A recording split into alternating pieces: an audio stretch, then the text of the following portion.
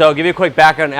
When I went to college down in San Luis Obispo at Cal Poly SLO, and down there, it took me 6 years to graduate because I kind of did this like long college experience where, anybody that did that.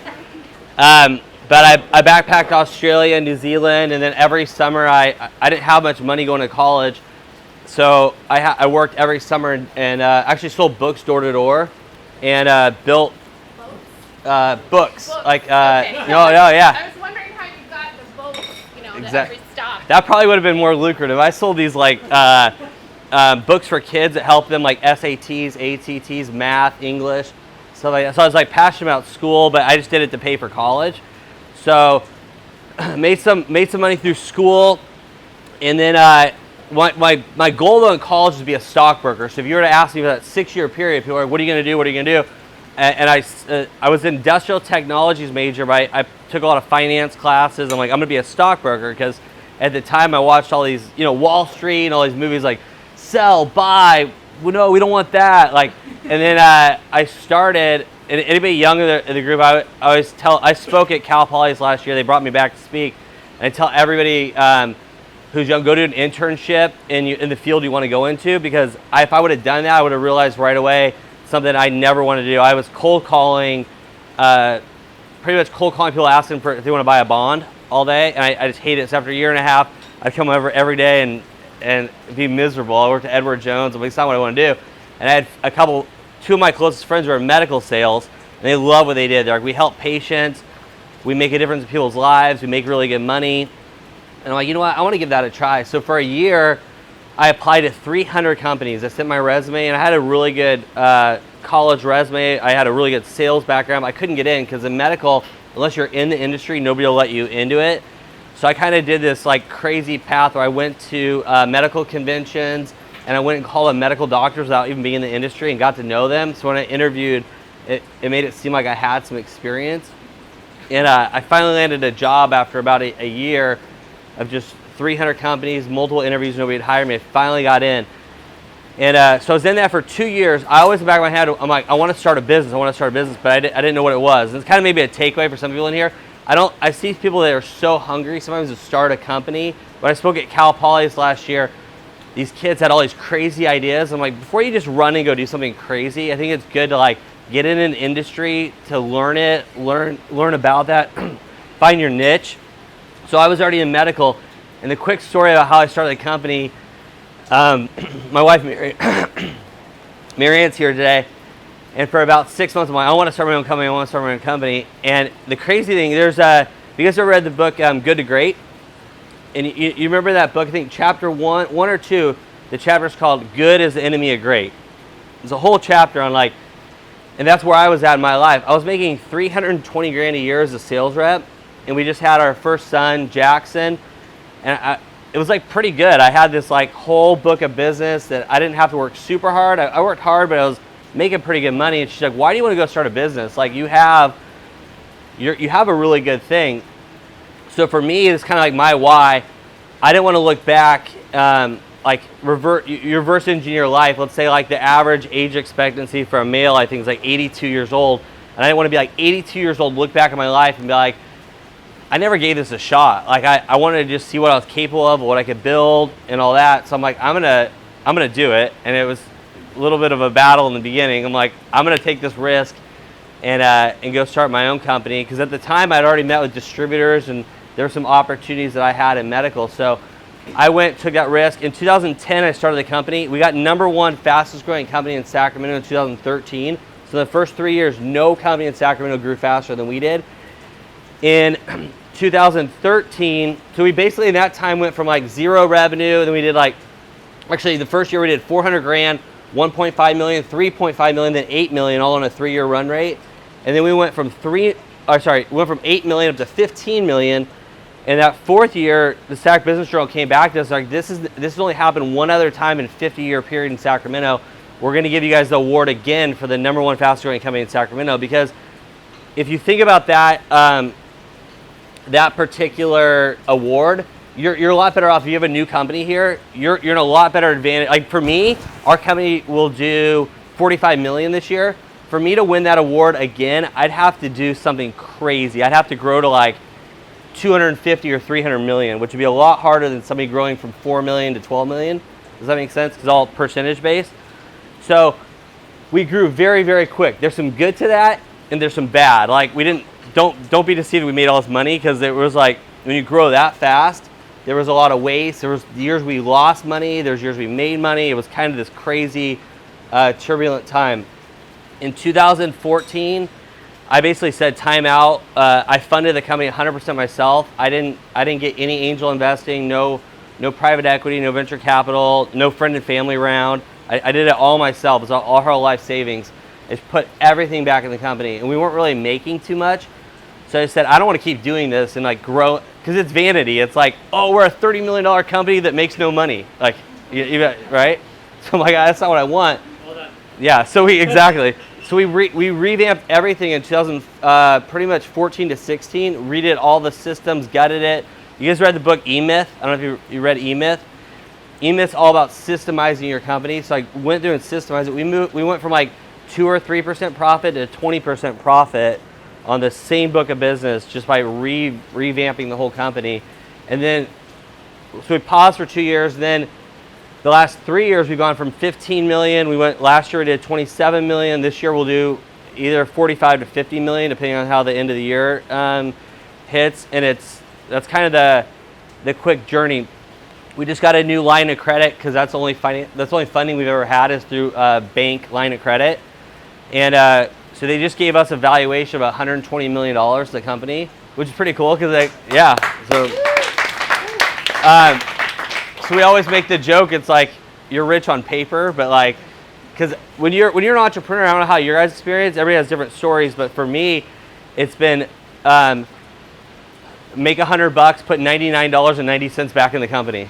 Does that make sense? And it's like we put everything, I mean, take a tiny bit out to live on, but it's like put all of it back into the company. And it's that's kind of been, if you will, like a 5-minute version of a 10-year story. There's been a lot of ups and downs, a lot of trials, tribulations, and so that's the quick version of that side of the company. I got probably 2 years ago into angel investing. I invested in 9 companies in Sacramento. We took probably the best one. There's good and bad of that too. There's been a few failures where we lost money on some startups. I was in part of a company called Freeform Technologies. I don't know if you guys heard of them. They're an electric jet ski company, and they got acquired by Nikola. So we started off initial funding. We put $350,000 in the company, and I came in. This kid Jordan, brilliant. He was already 4 years in the company. I came in because he approached Mark Haney, some EO guys, and SAC Angel Investment Group. So I sat down with him. I actually just really liked him, so I invested in more him than anything, and. We sold the company for $13.3 million. So that was like a pretty cool, like, that's the one win on the nine companies. There's like 8 other stories. There's a couple we'll see in time how they play out. But I had a lot of fun with that. So I've got some experience with the angel investing, startup kind of stuff. I do it more because it's like I really like startups. So a labor of love. So I got that. And then the last thing, kind of what I want to speak to you guys today is I'm in the middle of writing this book, and it's called Success Algorithm. It's like the story of like my company and just like what, because here's the thing that's frustrated me. Who's on like social media, like Instagram, or is anybody like on social media very much? Hit or miss. I get so I follow a lot of like success speakers and people that are like these like success influencers, and I followed them now for a couple of years. And I've come to realize like 90% of what they say is complete bullshit, and it's like totally inaccurate. But it does, because if you say something with enough confidence and you articulate it the right way, people are like, that's the goal. And you get this like guy or girl that shows up in a Lamborghini. It's like, do you want this house and this? And that has not like been my experience. And I'm part of like EO in Sacramento is probably the 50 arguably most successful entrepreneurs in Sacramento. One of the groups is 13 people, and they got over $1 billion of exits in that group of 13 people. They're like an established That group's been around for 10 years, and it's one of the forums in EO. There's been a lot of like $100 million exits in that entrepreneurs organization in Sacramento. And I'll tell you this, I'm trying to go off the top of my head, of the 50 people I know, not one of them drives a Lamborghini. You know, and it's just like, it's so backwards of what you see on social media. So partly why I wanted to write this book was just like, here's the truth of business, here's like what it's really like. And also, like for my kids, Jackson's 10, when he's like, let's say 25 and he's ready to like start going to the business world, my goal is to be fully retired by then and not like in the trenches. So I want to write, all right now I'm in the trenches. I'm in it, I grind every day. So I want to write a book now from the trenches as opposed to like when does that make sense? Later, so he has something he can read and reflect on and hopefully learn from, and the girls too. So we have 4 kids. So it's partly for them and then partly for entrepreneur friends. So that's a quick high level precision medical, done some angel investing and then writing this book. So if that opens up, I don't know how you guys do it, the format. So yeah, so raise your hand if you have a question and fire away, and Jeremy can answer Rich. So, you know, I've talked to you before. I think one of the secrets to your success is you've actually had like hard knock selling. Yeah. You're door to door selling books and cold calling on the stocks. And I think selling is like it's one of the things that startups usually don't have that ability. They don't have someone that actually can sell well. What do you recommend to those people that don't have a salesperson or need to learn the sales experience? Yeah, so I'll back up. It's a phenomenal question. So I think every entrepreneur has your strengths, right? I sit there and think today, I'm like, man, like everybody thinks like a lifeline. I just finished this program at MIT, where it's a 3-year program. So I flew out to MIT, and it's an entrepreneurial program. And I'm in the room with these people that are, for lack of a better word, they're fucking badasses. Like you go around and people are like, I formed this $1 billion company. The guy that spoke to us, I was there, whatever it was, 4 weeks ago. He started Priceline. He's like, have you guys ever heard of Priceline? We're like, yeah. And you pull him up on the internet, and it's like legit. Like it. And when he's speaking, he's not good at sales at all. He's like, I'm a horrible salesperson. Like, I believe in creating a product that's so good you don't have to sell it. People just flock to you. And I'm sitting there like, man, I wish I had more like a coding and computer background, because I would have liked to start a company. It's way more scalable to start a company that's like software based as opposed to medical equipment. I have to buy $100,000 of medical equipment, make this sale, all that. There's a lot of capital involved. You can scale a software company way faster, right? So when I'm writing this book, the first part of this book is like let's say you're raising a kid, right? A business is like a kid. You don't treat like like our youngest is 3 years old. She's kind of crazy, and you parent her different than the 10-year-old. Does that make sense? Well, you parent the teenager different. I think it's really deceiving. Like if you read any book, if you have a startup and your company's like a year, 2 years old, it is a totally different animal than a business that's 10 years or 20 years old that's jamming. We have 200 employees in our company. There's stuff where like I can't get caught up in day-to-day stuff. If I ever do, the company doesn't grow. But when I was in the very beginning, the first 2 years, I was in everything. I was in all the details. I was building out the systems. I was very involved because I didn't want. Does that make sense? It's different the way that your involvement level, the way you run it, and also like if you're running. When I first started my company, it was purely sales. Like 'cause you know my story pretty well. So we just sold other people's products. And that was a quick way to make money, because it's like you get a product for $10, you sell it for 20. Does that make sense? And it's like you keep doing that. You bring sales reps, you grow. It wasn't, the margins weren't great, but then over time we learned here's what makes money, here's what doesn't. Now let's go get our insurance contracts. Let's go get contracts with, in our world we get prescriptions, and then like Blue Cross, Aetna, United Healthcare will pay us. It's like let's get higher producing contracts with those insurance companies. That was like stage 2. Stage 3, we're like, let's make our own equipment. So now we've made 32 medical products in the last 4 years, let's say. So at first we were just all sales, and then we were billing and contracts, and then we were medical manufacturing. And now we do all of it, but at first it was just purely selling. So I don't know if that. So how do you? Yeah. You know, a lot of the startups usually it's a tech guy. You know, maybe a couple tech guys. They don't know sales, so other than finding someone that can sell, which may take a while. How does one learn sales skills? Or what do you recommend if they don't have any sales experience? What's the best way to do it? I've probably hired and fired more salespeople than everybody in this room times 10. I mean, because like, and the reason I say that is I've been in sales for 20 years. I used to do corporate recruiting for the company in college, like to get college kids to sell. I've like, there's one thing I understand, it's like the sales and hiring and firing. And I've come to realize this is like maybe good or bad. There's just some people that are not cut out for sales. You could spend 8 years with somebody and they're just not going to be a good salesperson. And then there's some people that like, Orion's here, like I mean, within like 1 month was like breaking records and top, like we have 350 sales reps that have been in our company over a 10-year period, and he's already in the top like 12 the history of the reps, all within like a year and a half. It's like he took off and killed it. So like, but he was natural. I think we taught him some stuff on medical, but he already had really good sales background, really good personality. So to answer the question, if you probably know in your head if like I enjoy selling. It's a sport to me. I'm weird. Like I actually liked door to door for a while because I was like, I want to sit down with you and your family, and my goal is like, you're skeptical, get out of my front porch, and I'm like, I want to talk to this person and just talk to me for 10 minutes about education.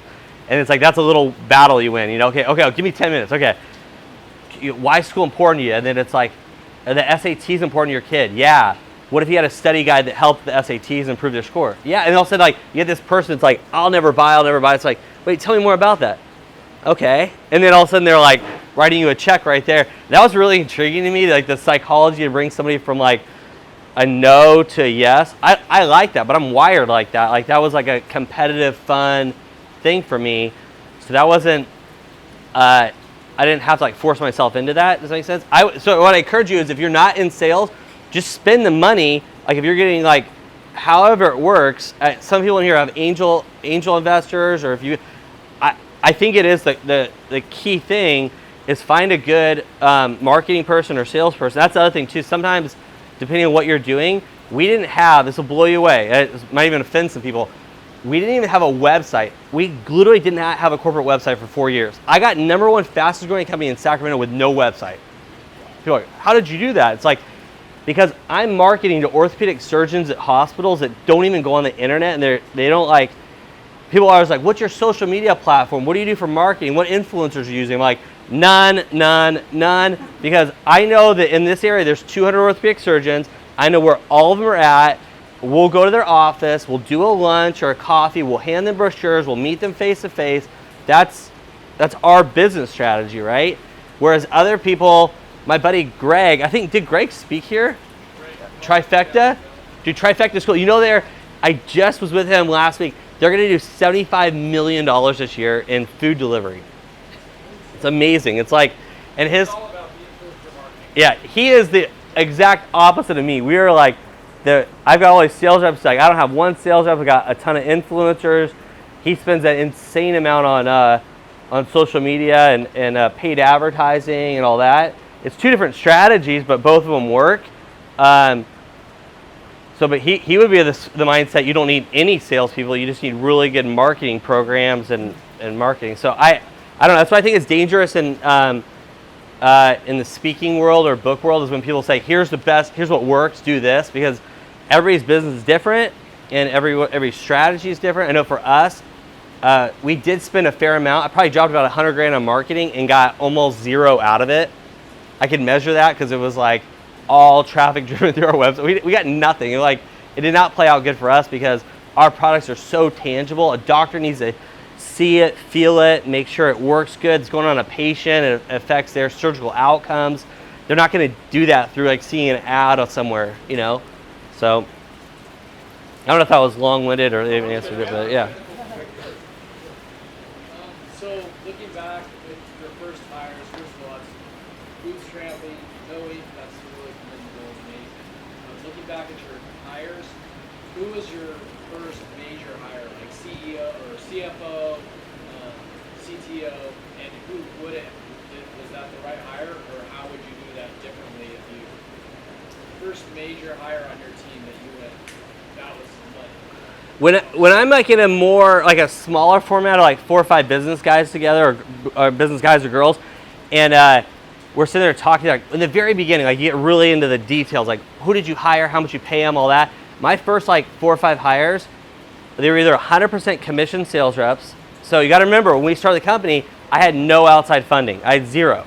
So it was like bootstrap at its core, right?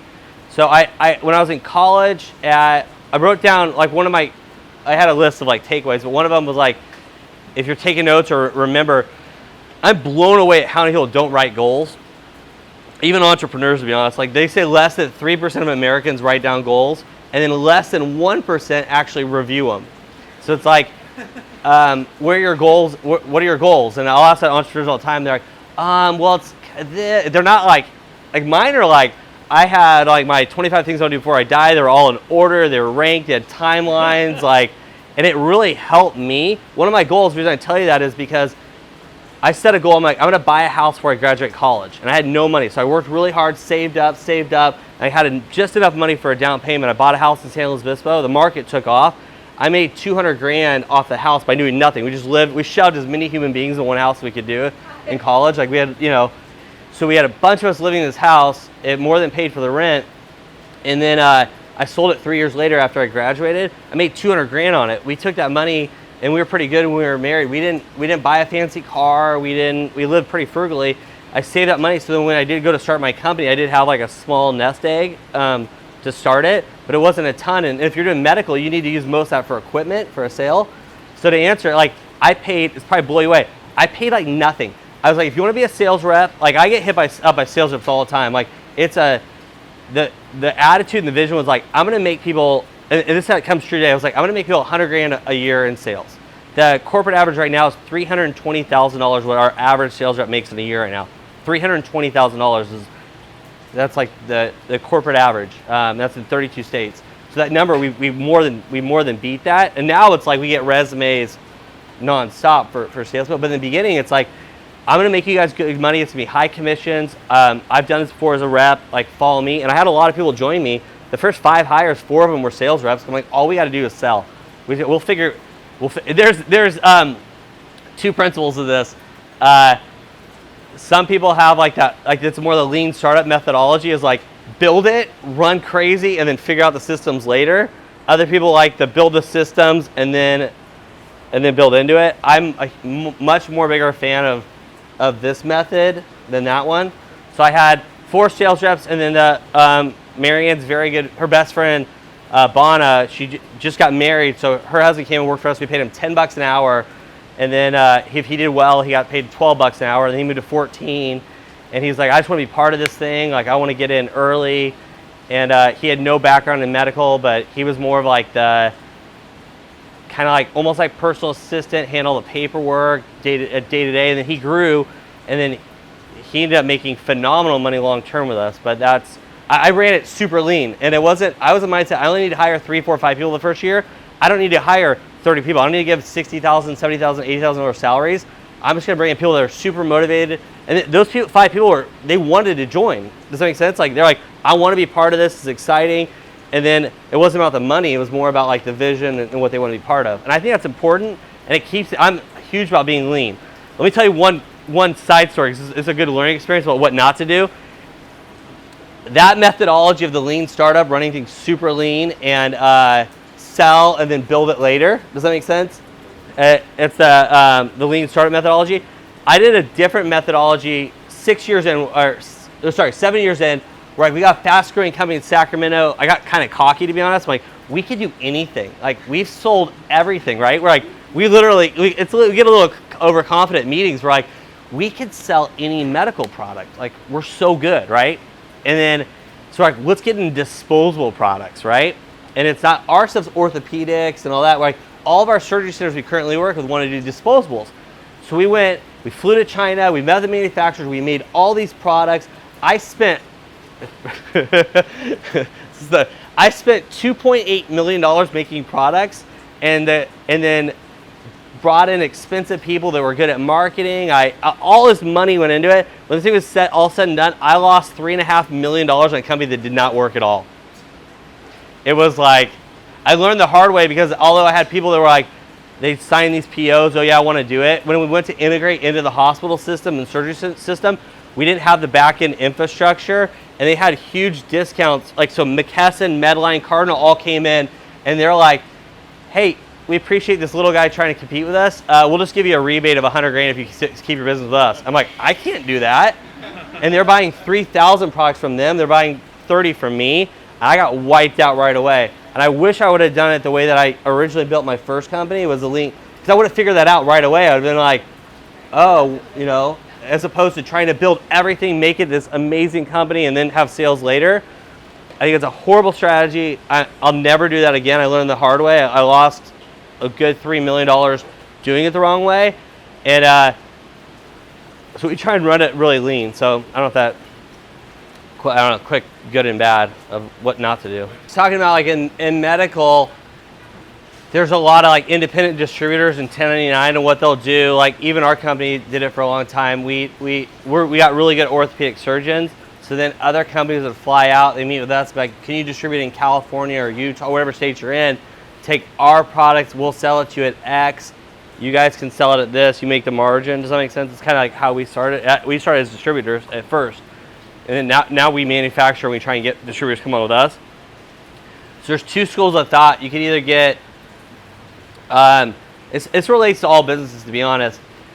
And that's the reason, to be honest, we sold the jet ski company, because people ask me all the time, they're like, why'd you sell it for $13 million? Because we had a patent on thermoforming, and if anybody is to go on the water, so if Tesla ever wants to go on the water, they have to use this patent. It's a case sealing around a lithium-ion battery that would keep it like from water getting into the battery blowing up. Like this patent was amazing. But they're like, why'd you sell it for $13 million? I'm like, because Jordan was this like brilliant like scientist type of guy, but he couldn't sell anything to save his life. We literally, when this company was setting up, we did not sell one jet ski, not one. And I didn't know anything about jet skis, so I was trying to make some sales for him, and I'm like, I don't know anything. Like I have to learn this and all that. So it is like a different thing. But in medical, what you want to do is, there's two schools of thought. You can get the existing distributors that have all the relationships, right? And this is what, like, we have, for 4 or 5 years, we've debated this in our executive room. I don't like this strategy, so I'll tell you, my VPs all love it because it's easy. You go get these existing distributors, you sign a contract, and then hopefully they sell or don't, right? I like the Orion story, which is like he doesn't have medical experience, that's how I was. I'm like, I will do anything to get into medical. And my first 6 months, I got my teeth kicked in by everybody in my company. At 1 year mark, I was in the top 10%, and at the 2 year mark, there's only three people out of 350 that could beat me in sales, because I had 2 years to learn. I needed to learn the medical products, learn what worked, what didn't, kind of get through that. But once I did, I wanted to be there, and I was passionate about it. If you guys are selling, like let's say you're software, and you go through this like distributor that also sells software to people, you're going to be like product number maybe 50 out of like, right? They have like 55 products, and you're just one of them. I'm a huge fan. At MIT, they had a whole thing on this. They said I'll let you guys guess, make it more interactive.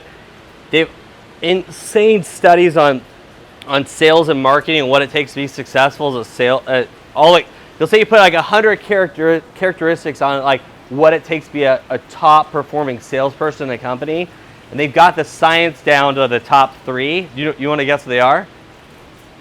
They did this with us in the room, and we a lot of us were off. So, what is it?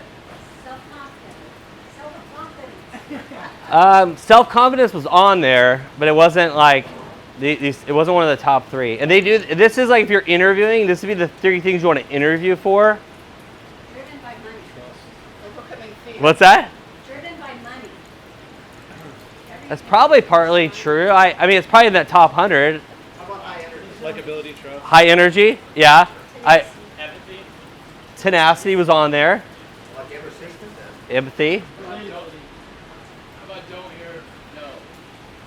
Don't know the word no. I'll tell you what it is, because some of you kind of like touched on it. It's so the number 1 core value in our company, we have our 6 core values in our company, and the number 1 that we pick is intensity.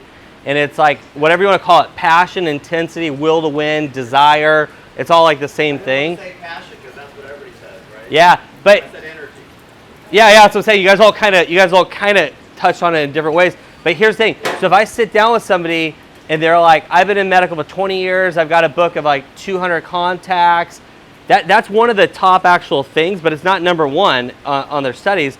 Like number two was industry knowledge, because it is very important, like to have it. Like if you're selling software and you know all about that software and stuff, it's pretty powerful to have industry knowledge. So they got those top listings. But the number one thing was passion, and that's what I found in my personal experience. If you take the top reps in our company, not a lot of them had medical experience, but they had insane passion. So when I interview now, or when our VPs are flying around interviewing, I'm like, look for passion. I want the person that, like, if they show up late for the interview, out. Like, they didn't want, like, when I did my interviews, I drove to San Francisco. I was there 2 hours early. I was like, make sure everything's right. I had the room spotted out. I was like, I gotta get this job. Like, I had my brag book. I had everything, and but you could tell I wanted it. I'm like, I'll do anything to get this job. And that's what it's really weird. Like, you can't see that on a resume. You need to like see that in face. But I think that's like the number one thing, the reason we grew faster than any company in Sacramento. There's 100 other people that did what we do the first 5 years. We were like a Me Too company. We just sold a lot of people do what we did.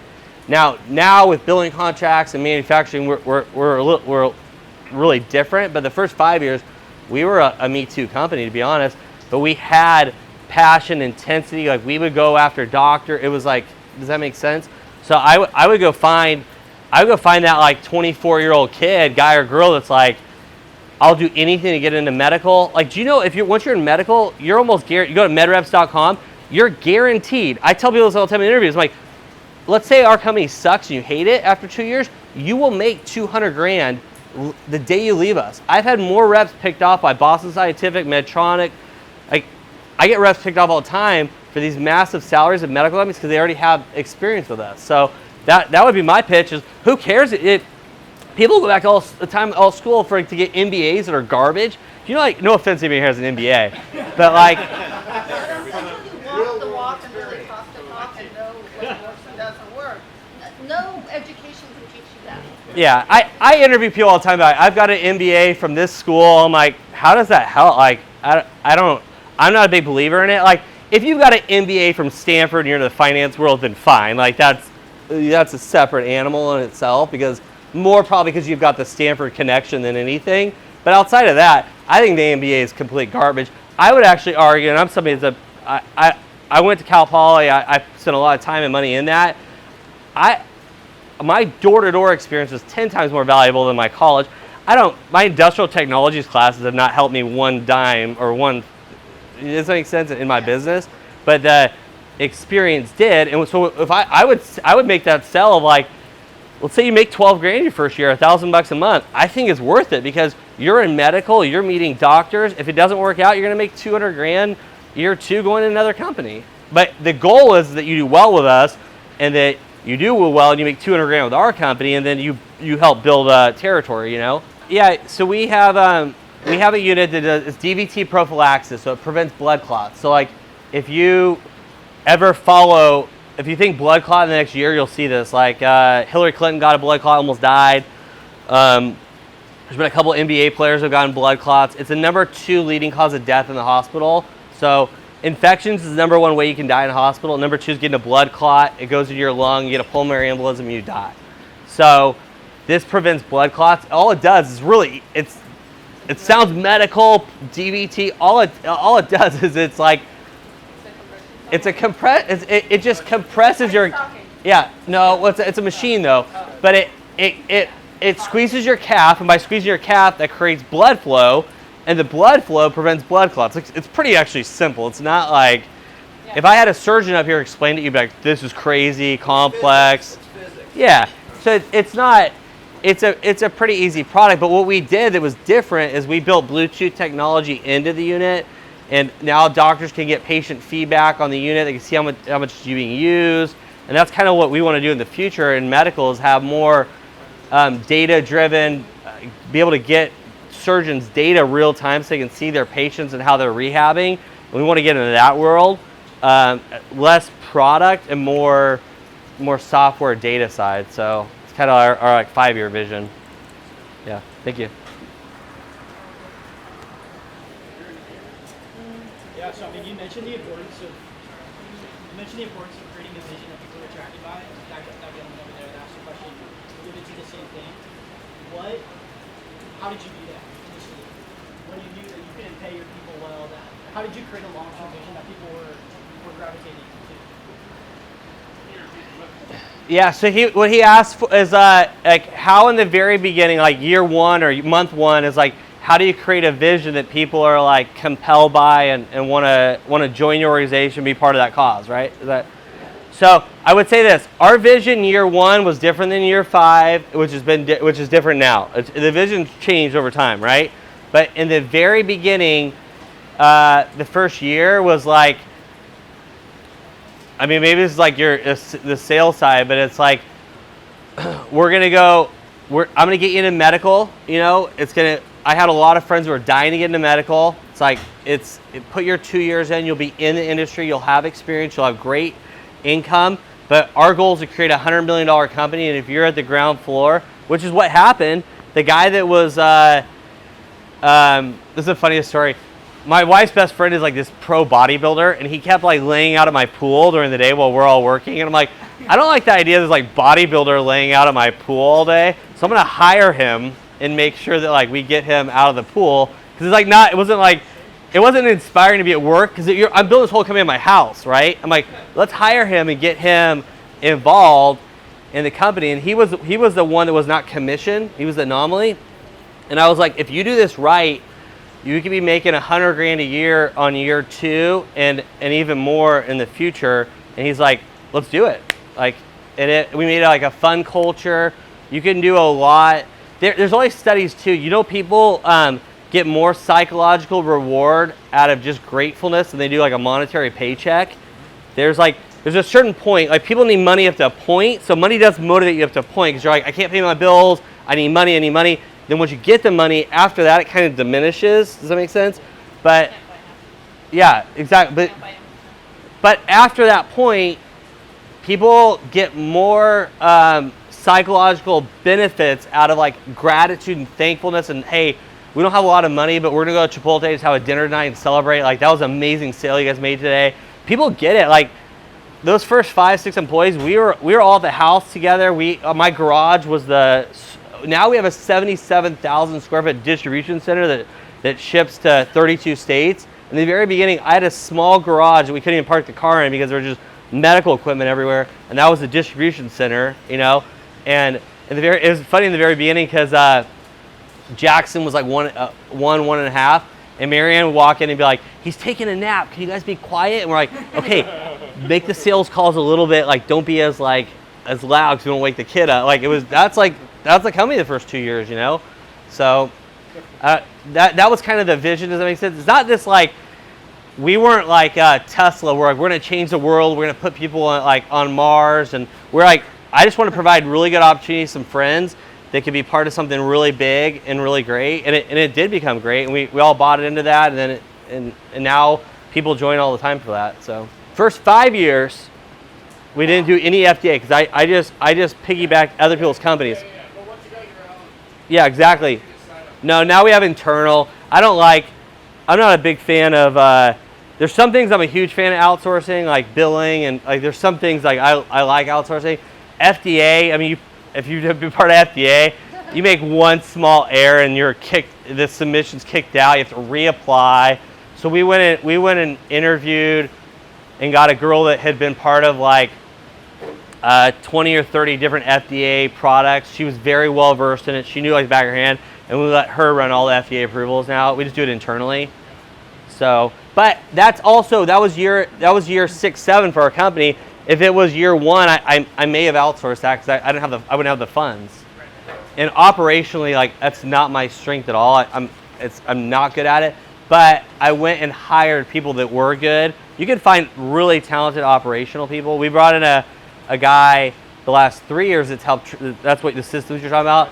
And he's has he used Netsuite at all? Yes. So Oracle bought a company called Netsuite, Oracle Netsuite, and Netsuite's amazing. He's one of the speakers for Netsuite. They fly him into Vegas every year to be part of Netsuite World, and so we hired him. We probably the most I've ever paid for an employee, but it was for sure worth it. He did all that. I couldn't tell you. Close your ears. I've never logged into NetSuite once in my company. I don't even know how it works, and we run our whole company off it. I literally, not a lot of people. We do the sales. We submit all the orders, and then it gets to NetSuite, and then we have, there's a platform called Looker. It's a visual display. We have Looker on our phone, so I can see stuff. The actual I'm sure I do have a username and password for NetSuite somewhere. I can't tell you what it is. I would have to. I've never been on it. I don't want to promote that in my company because people will be like, "Wait, what?" But it's probably like a good and bad thing. I don't get caught in the weeds on stuff. Like operations is not my skill set. There's a lot of people in that division. There's people in the distribution center. There's a COO that runs it, and he's got an information technology. So we have a whole team of people that do this. I don't. That's not my world, so I stay out of it. When I lost $3.5 million on that one company, we spent a lot of money on software systems and integration and EDI and API and backend plug. All this money went out, and we ended up bankrupting. Or not bankrupting. We ended up just closing the company down, and we just lost a ton of money we never even needed. You can get a company pretty big off basic platforms. I've never used. People ask me all the time what's your CRM? Is it Salesforce? We did Excel spreadsheets where we threw we have 200 doctors in the area. We plug all their names in Excel. We get auto sort by territory. That's all we need. I don't need anything fancy. And we did it super. I think that's maybe what takeaway for people is you can build a pretty big company. If I would have stopped there, we would have had a $15 million company at 20% EBITDA. Quick math, we would have made $3 million a year profit, net profit. I probably could have been automated myself out pretty easily, and then walked away and just let that thing go on autopilot for a while, and maybe it would have kind of maybe up or down. I don't know, who knows, but it could have all been done. I wouldn't have not needed.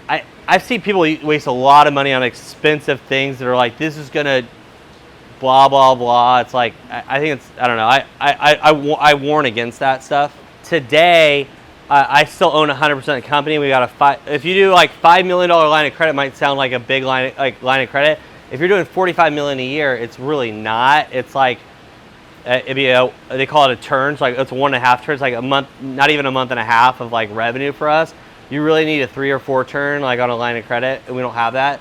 So I think we're at a point now where we're just trying to get outside private equity, venture capital, or some kind of investors. If we want it, we have a pretty easy way to go to 200 to 300 million on our current products, current states we're in. We can just grow, but we need capital behind that to do it because it's really expensive. If you're doing quick math, if you're doing 300 million a year in sales, you're spending 100 million a year on products.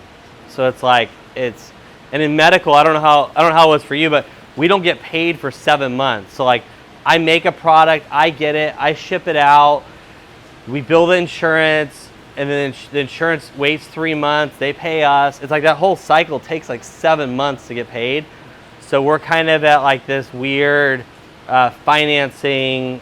And the weird thing is I've always kind of struggled with that, but I've been able to outsell my way through it. Make some sales, get money, rebuy and all that. But I think we're at a point now where it's in order to get to that next level, it's got to be a capital. So. You just want to take on some convertible debt. What do you mean by convertible debt? Like a Series A? Yeah. Different schools of thought. I have 2 hats I wear because I do angel investing. So I have this one hat where I'm angel investing's great. It's awesome. Then I get this other hat where it's over here. I'm I don't like. I'm gonna do that now, but for 10 years, I don't like other people's hands on my business, and I want to run it one way. I want to run real fast, and I didn't want people nitpicking at my company and board of directors, and you don't do this. You hear a story about Steve Jobs getting voted out of his company. It's I don't know, that all that stuff sounded really stressful to me. So I always avoided it.